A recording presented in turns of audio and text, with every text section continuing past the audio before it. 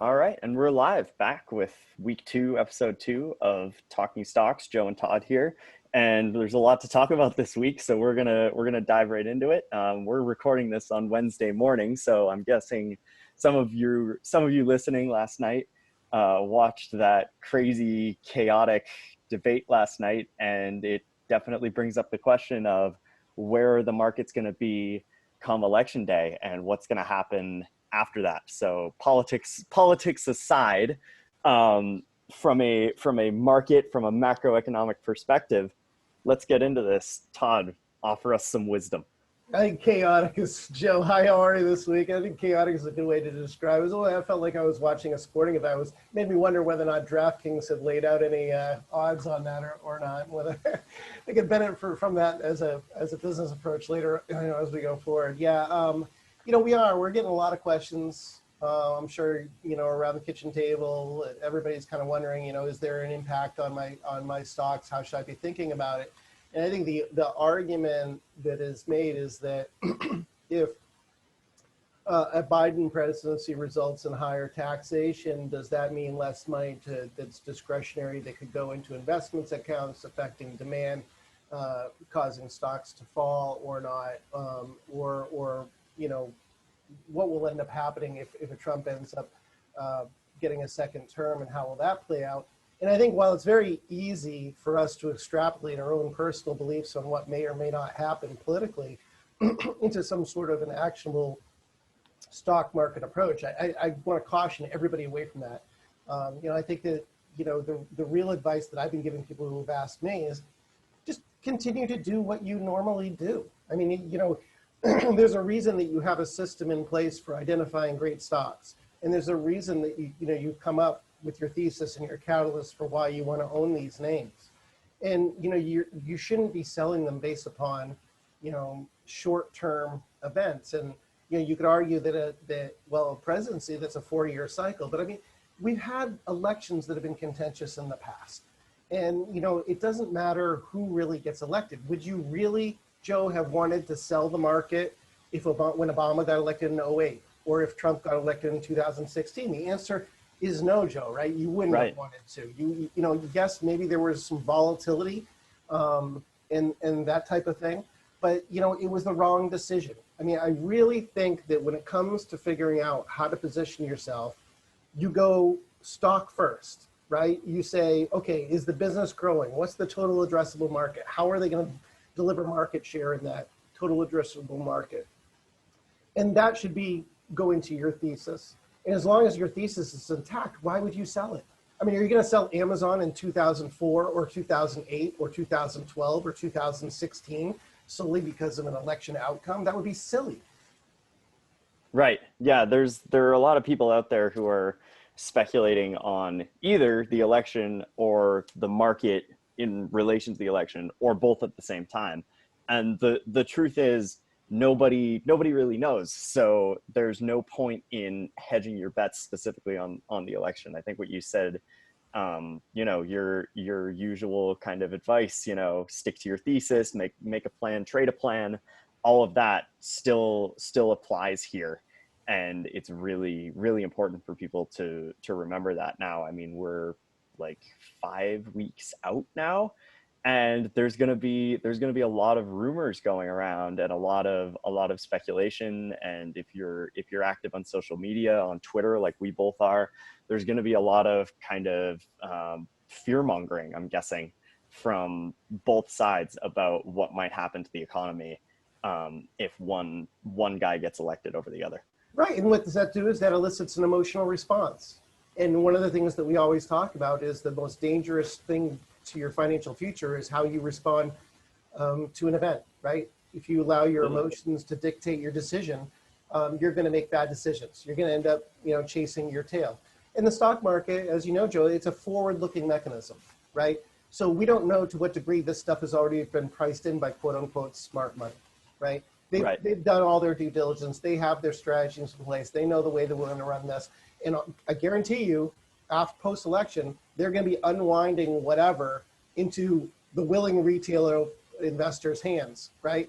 And do you want to be the smart money who's thinking ahead and making decisions proactively, or do you want to be that reaction oriented investor who probably is going to be doing more damage to themselves than helping them. Yeah, I completely agree. So I guess this is this brings up a good opportunity to pivot to a topic that I wanted to cover this week, which is um, oil and gas. So if you've, I don't know if this is true around the country, but certainly around here where we live, I know I paid about 10 cents less at the pump last week when I last filled up as opposed to the week before. And I'm sure there are underlying economic reasons for that, supply and demand. And so I think we're all interested to hear, you know, where the energy market is right now, because there's so much going on elsewhere that it seems to be getting overlooked a little bit. Yeah, the argument pretty much is, Joe, that okay, oil prices have to bounce at some point, and if oil prices bounce, then some of these energy stocks are going to be screaming goodbyes. So why shouldn't I go out and buy them now? And I always come back and respond with, okay, maybe that will happen, but we certainly haven't seen in our research yet any real long-lasting evidence of that happening yet. And frankly, I'd rather let somebody else make that 10% hard money of trying to pick a bottom. Instead, I'd rather have somebody else pick that bottom, fine. Once it starts to move and I can capture 80% of the move, great, that's what I want. I want that 80% of the move. Over time, whenever I've tried to be, outthink things and be like, oh, this is going to be the bottom. I'm going to grab this. I'm going to make money on this. It's proven a bad decision. It's proven bad because you never know where that bottom's going to be, right? You never know. And the time that you're waiting for that bottom to actually occur, let's say you pick up a stock and it's $50 and it goes to $40. Well, now you're trapped in that stock thinking, okay, well, it'll get back to 50, maybe it won't. When will that happen? And how much of this is dead money? Now I've got opportunity costs that I have to think about. Okay, those dollars are stuck in that energy trade, and they can't be deployed to these other baskets or these other areas of the market that are really working. So, and I think if you go down to individual stocks, I just looked in the research before we filmed the show today, and there are no energy stocks that are high scoring in our research right now. Even if you look at those big dividend paying ones, Chevron or Exxon or whatever, I think that you can make an argument, yes, with an 8% or a 9% yield, boy, that looks really attractive.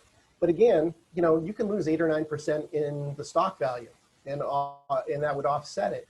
Now, granted, if you have staying power, you can ride that out. But who's to say whether or not what stocks will actually survive, or whether or not you'll end up with some of these stocks just falling and becoming single-digit names? Right. Yeah, that's a great point for sure.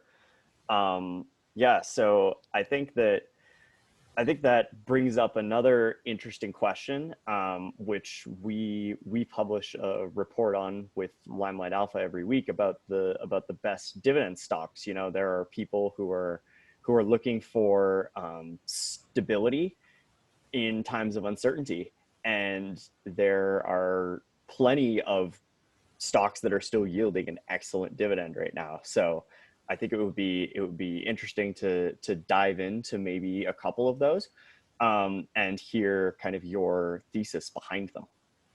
Well, our approach to dividends is different than some people's approach to dividends. We're not looking and chasing yield. I'm far less interested in trying to find something that's yielding 8% than I am trying to find a business that can grow and fuel dividend growth over time. So, if it's yielding 3%, and I think I can get another 4 to 8% out of the stock, I like that. I like that a lot more than chasing a yield and getting 8%, but I could end up with a capital loss because the stock continues to decline. So I want to find strong stocks, right, that have like these core characteristics that are likely to send them higher, things like earnings growth and revenue growth or whatnot. And then, focus on them. And if they happen to pay me a dividend, great, I'm all on board. One of the stocks that has been screening very well for us in the dividend universe is Enviva Partners. And the symbol there is EVA. You've got a company that is going to see its earnings grow from 2019 at 94 cents to potentially $1.98 in 2021. You know, they supply wood pellets to power generation in Europe, and I think that that's a really good way to approach it. You know, a company where you can actually get some growth, a solid dividend, and it makes sense to do it that way. I mean, I think what I'd like to do now is just I'm going to try and share my screen for those of us who are watching on YouTube and whatnot, so you can kind of see a couple of these stocks. If you look at Individual Partners here, you should be able to see it now. You can see that, you know, the stock itself has put in a pretty solid rally.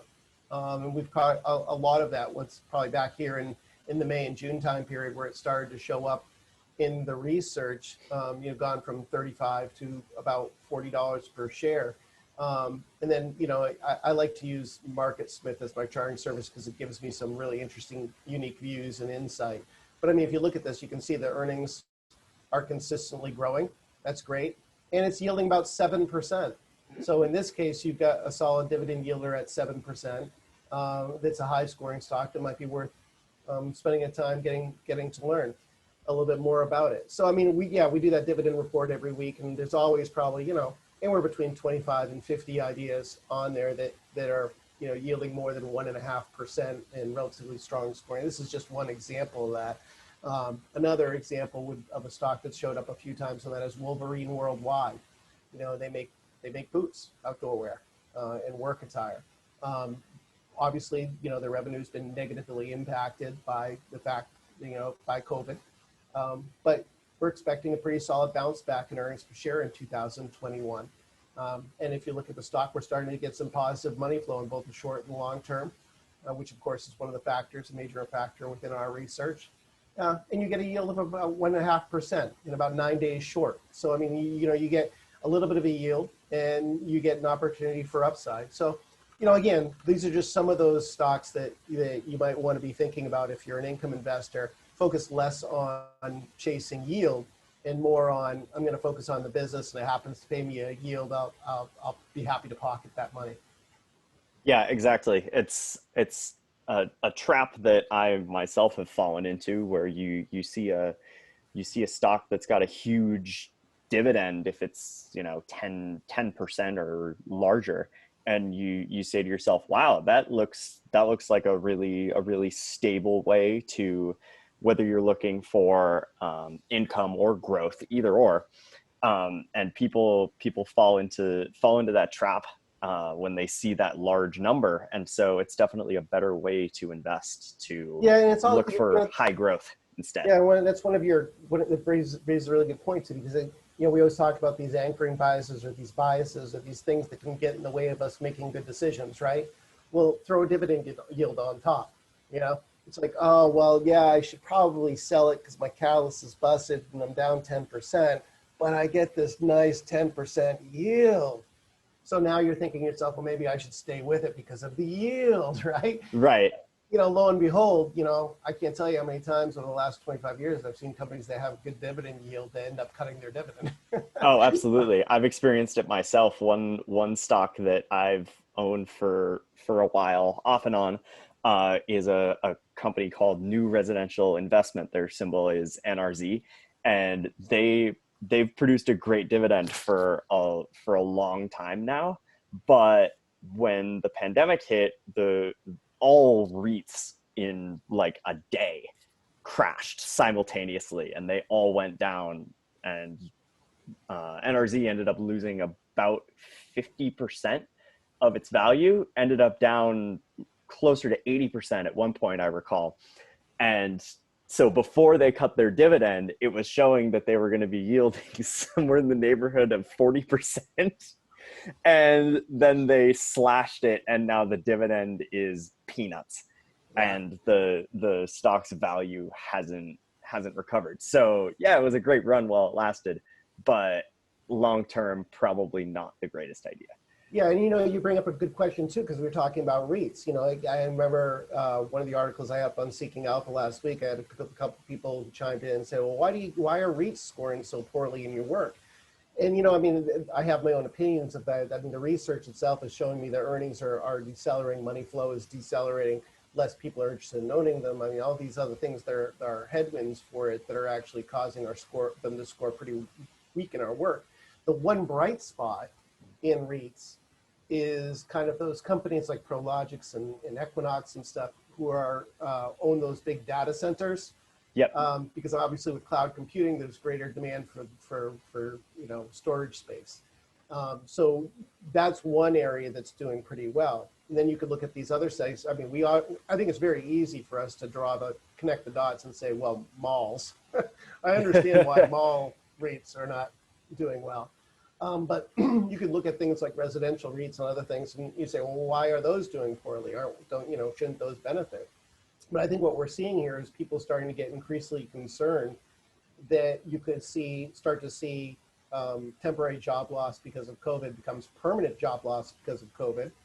And that you could see a deterioration in credit quality, and maybe find companies that traditionally would provide financing and allow companies to refinance, rein in or tighten their credit standards. And I think we saw that with, at a personal level, we saw that with Capital One. We actually went out about a month ago or so and sort of reined in some of the credit limits for some of their card holders and stuff. And trust me, that's happening everywhere. That's happening with small businesses, medium-sized businesses.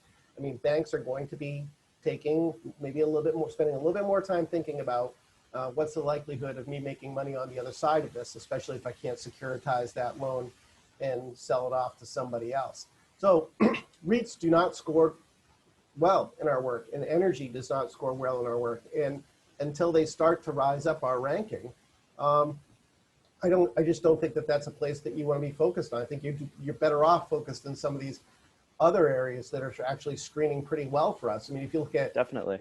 Yeah, I mean, if you look at large cap and mid cap and small cap, I mean, you see some common themes. You see consumer goods screening pretty well. You see industrial screening pretty well. You see technology screening pretty well. I will say that we've noticed over the course of the last couple of weeks, healthcare as a sector has started to decelerate, and that my assumption would be that's a little bit of concern over the future of Obamacare and what that's going to mean for demand for healthcare services and products. People may be rotating a little bit of that money away. I think that that's probably going to create some good opportunities. But again, we'll wait for healthcare to start re-exerting. Otherwise, we'll stay focused on the strongest industries within healthcare through our industry ranking and the strongest individual stocks, because there's still plenty of stocks within healthcare that score strongly. It's just the basket overall is starting to decelerate relative to these other baskets. Right. Yeah. So why don't we dive into some of those higher scoring industries that you mentioned, and perhaps we can show our viewers a couple of our top picks. Yeah. So I'm going to go back for the people who are watching us. I'm going to go back and share my screen again, so that people can get a feel for some of the stocks that we're looking at. I'll try to talk you through it if you're just listening on the podcast. But there are a few high scoring stocks that have popped up in the research recently that I think are worthy of looking at. And some of them are relatively small, and a couple of them, for full disclosure, I actually have bought myself. And the first one I want to talk about is this Optimize RX Corp. It's a relatively small company with only 315 million market cap. What's interesting about this company is it helps salespeople in the pharmaceutical industry connect via messaging services, so they don't really have to go into the doctor's office to sort of rep their company's drugs. And it also allows doctors and providers through messaging services to be able to connect better with their patients. And in this environment, as we go more and more increasingly digital, and we discover, hey, I don't actually necessarily have to be wasting my time driving from location to location, or I want to be able to drive greater volume of my prescription drug by making sure that people are taking it as prescribed. These companies are able to engage with Optimize RX to be able to do that. And if you just look at their growth and their trajectory, last quarter, their sales went up 25% year over year to 8.8 million. And that doesn't sound like a lot, but when you extrapolate that out, you're still talking about a $25 million run rate and a $315 million market cap, double-digit grower. And if you go back and you read their earnings conference call, they're expecting the second half, so Q3 and Q4, to be much stronger. They didn't give explicit guidance, but they said much stronger than the 40% plus growth in the first 2 quarters of the year. So, this is an interesting stock that we recently added to coverage. I own it myself now personally as a starter position just to see how it goes out. So, that would be something in the healthcare that's a little technology oriented that maybe, you want to think about a little bit more. Another one that's recently added to the research is Personalis Inc. And I happen to own this one as well. It's a company that is involved in cancer genomics. So again, this whole concept of being able to provide better insight for doctors to be able to determine, what kind of cancer somebody has and how best to treat it. Yep. And they're using some really cool things with AI and everything else to try and get a better handle on that. And, there's a whole bunch of stocks that have been red hot within that space. Right. Lots of up and comers.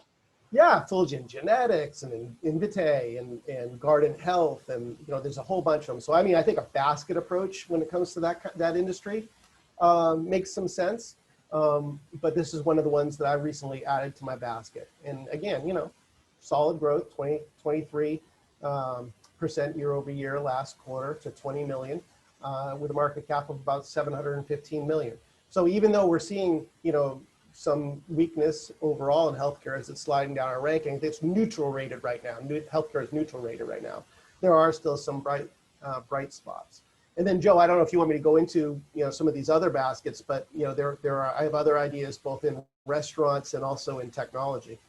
Sure. I think that restaurants would be an interesting one to dive into, because I think that a lot of people's, myself included, their instinct is to kind of stay away from stocks that have been affected really severely by COVID from a business perspective, not the stock price.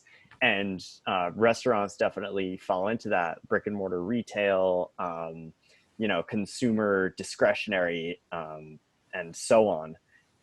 As we were talking about before, energy. So yeah, I think we'd love to see what you've got. So bring it on. Well, there are two there that score high in our work that I wanted to point out to people, and they actually have slightly different businesses. You've got the more traditional sit-in dining, Brinker International. Chili's, for example, is one of their main brands. And you say to yourself, like you said, everybody's thinking, well, geez, why would I want to own a sit-in restaurant? But you got to recognize too that the restaurant industry is really fragmented, and there are a lot of small mom and pop restaurants and smaller chains that are not going to survive, because of COVID. Right. And absent another PPE, some sort of a lifeline thrown from government where they can actually make ends meet and pay their landlords and et cetera. Really what you're talking about is the consolidation of demand into these larger players. So as these smaller players are forced out of the market, these stronger, larger players with these deeper pockets could wind up benefiting and growing much more rapidly once we do have treatments in place, once we do have a vaccine. And of those, more traditional restaurateurs, the one that stands out to me as high scoring worth of consideration here would be Brinker International. And if you just look, they've been impacted. Sales are down 32% year over year. That's obviously not good, right? But if you look at what the guidance is going forward on a forward basis, you take that 1 year hit from $3.93 in 2019 for earnings per share, you're still going to make $1.71 in 2020, right? So you can feel pretty good about the company surviving. And then in 2021, in 2022, you could see significant acceleration in earnings year over year, which I think could attract some attention. So that would be one restaurant to consider. And then the other one that's scoring high in our research right now that ought to be on everybody's radar is Domino's Pizza. And Domino's has been a fascinating one to watch. Yeah. Do you ever get Domino's Pizza, Jeff? Never. I think it's disgusting. Yeah, well, I'm sure there are others who agree with you, but there appear to be a number of people who don't. There's a convenience aspect to Domino's that I think a lot of people my age definitely favor in the same way that people favor McDonald's and Dunkin' Donuts, even though it might not be the best quality food. But go ahead, continue. I think one of the reasons that, and you really just, when you said ease, you really just touched on it. I mean, if you're looking for an easy way to get some food and you're busy, or you've got a big family and you need something that's relatively inexpensive and you want to do delivery or you want to do takeout, Domino's is a great option, right? They never really relied pre-COVID that heavily on dine-in. Right. It's mostly been a delivery company. As a result, they were at the forefront of developing a digital platform. Their app is so easy to use, and frankly, is one of the best designed, in my opinion, in the restaurant world as far as driving cross-selling other products as you're going up into checking out. And that shows up in their results. I mean, you know, in COVID times, sales up 13% year over year last quarter, earnings actually expanding rather than contracting from 2019 to 2020 to 2021. And, you know, positive momentum as measured by money flow with the stock reaching towards new highs. So I think that there could be some more room to run there as well. You just want to keep an eye on it. Maybe if you can get it somewhere closer to 400 on a down day, like 415, 400. And then, you know, again, all these stocks should be starter positions. I believe in going out and only doing like, you know, 1%, 1.5%, whatever your small starter position is for your companies, and then just letting them prove themselves to you and adding to them over time. Yeah. It might help some of our viewers and listeners if you went into just a little bit more detail about like what you mean by a starter position, and then perhaps more importantly, like when the turning point is when you want to think about either liquidating that or converting that starting position into something more significant. Yeah. Okay. So I believe when there's uncertainty in the market, 2/3 of all stocks are going to follow the market direction. Right. So it's very easy to think that you're a fantastic investor during a bull market, right? Because you know you've got this huge tailwind that's supporting you in your win rate. So when the markets are going well, it makes sense to go with a full position out of the gate. You know, when there's increased levels of uncertainty, however, I think I employ starter positions. So for example, if you just look back at March, we have a overbought indicator that measures the percentage of stocks more than 5% above their 200-day moving average every week. And what we found is that when we get north of 50% of the universe trading more than 5% above their 200, that's a warning signal, right? It suggests that you're going to have some kind of a reckoning within the next 2 to 4 weeks, some kind of a sell-off. So in January, we crossed above that 50% threshold. And, you know, sure enough, in February, we peaked and started to roll over. When that overbought indicator is warning me that we could be overbought, I'm not going to put it in a full position, right? I'll do some starter positions. And for me, if a normal position is 3%, my starter position is 1%. And maybe I can add and bring it up to 3% over time. Right? Yeah.